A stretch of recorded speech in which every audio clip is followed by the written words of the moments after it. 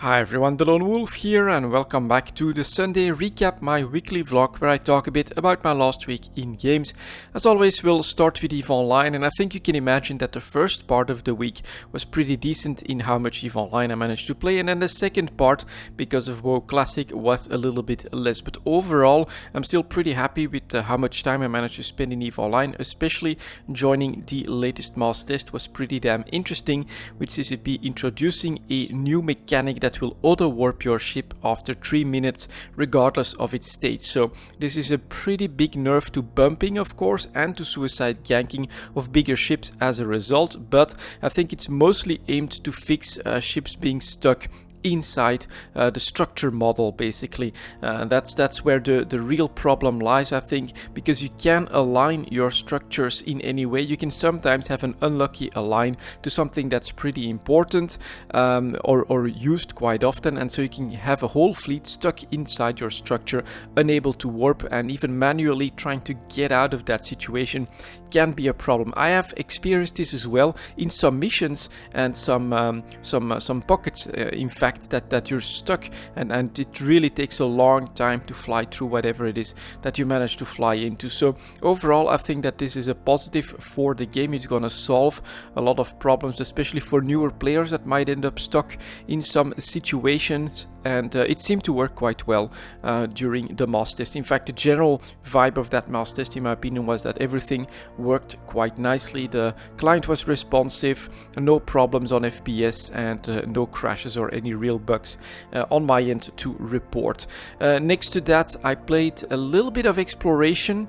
That is just some very small rounds that I did to explore around, and I was pretty lucky. Just yesterday in Detail, I found a 3 out of 10 that dropped a 98 million piece of faction loot, so that was pretty awesome. But most of my time was actually spent hunting for the Triglavian Scout. It's quickly becoming my favorite activity in the game because it is a little bit less time consuming than exploration potentially, and it's a more steady income because you get a decent income from the salvage, and if you get a loot, you can get some of those drops that are actually easily worth 10 million from a single drop. So overall, I'm really impressed with that. You need less travel time, especially once you find a system where no one else is hunting them. You can often chain these scout patrols one after another, and with a good ship that can handle them, it's actually a decently efficient way of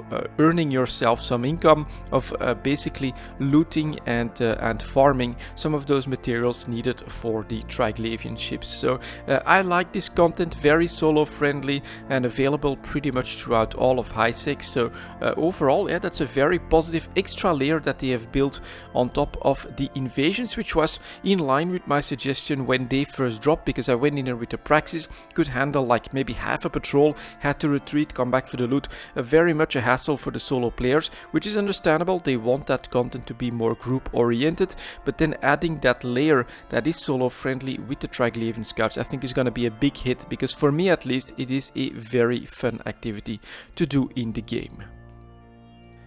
And next to that, of course, we have World of Warcraft Classic. So I spent a lot of time in there. I actually had a couple days off from work, so I could really grind quite a bit in the World of Warcraft. Played probably around 10 hours a day, except on the first day, because at first we had chosen the Shazra server. I think it's the most populous server in EU, and we had crazy queues of 15,000 people, lasting 5-7 hours, things like that. But luckily on day 2, the guild that Vobo is mostly following decided to go to a new server that had just dropped, and there, well, we had queues of like 40 people that lasted for 10 minutes and things like that. So much more doable. At least we get to play the game, which is a very big positive, of course. And for me, it is a completely different experience going for the Horde and going for a priest. But so far, I'm definitely enjoying it. Now, Vobo and Dagon have a specific plan. They want to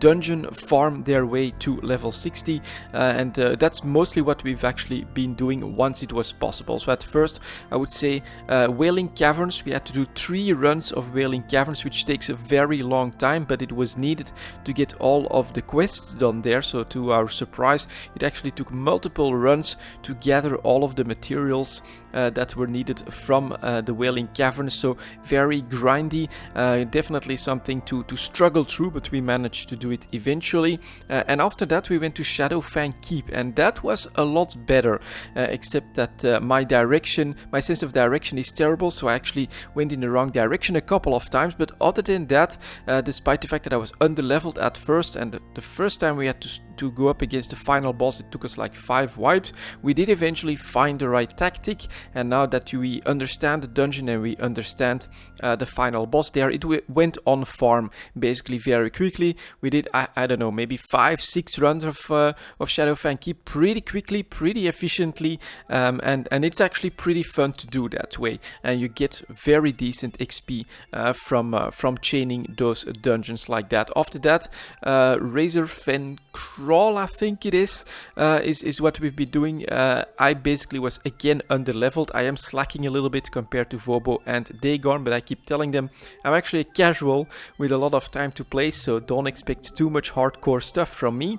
And they're basically just grinding XP in like the lower level part of that dungeon is what we've also been doing. I'm level 26 at the moment. I'm really super happy to have reached that, and my next task, I think, is, now that I have to go back to work next week, is to find a schedule for me that's doable and maintainable, because 10 hours a day is just not something that I can maintain or even would want to maintain.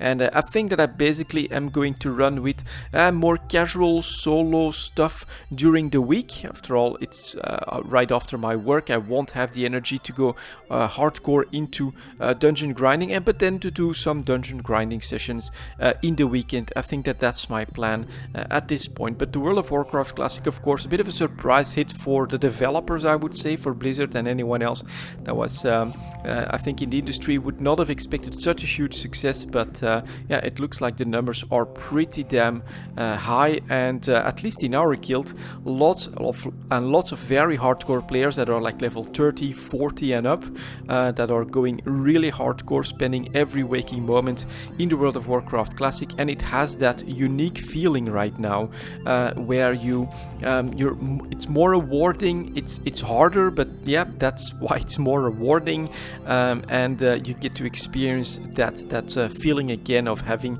a new talent point every single level. I think that's pretty damn amazing. The freedom of choosing to invest your talent points in whichever tree you want. You can try hybrid specs now, at least, so that all of that, yeah, makes a very big difference. I still have a lot of work to do on my professions as well, but these are actually really important, very rewarding. They can in fact earn you lots of gold, which is actually a bottleneck in the game. Same with your backspace. Yeah, all of these restrictions make the game harder, but make achieving your next step a lot more rewarding, and you actually keep wanting that next step, that okay, I want to be a bit more powerful, I want to get the next talent, I want to get the next level so that I can get new spells, upgrade my spells, become more efficient.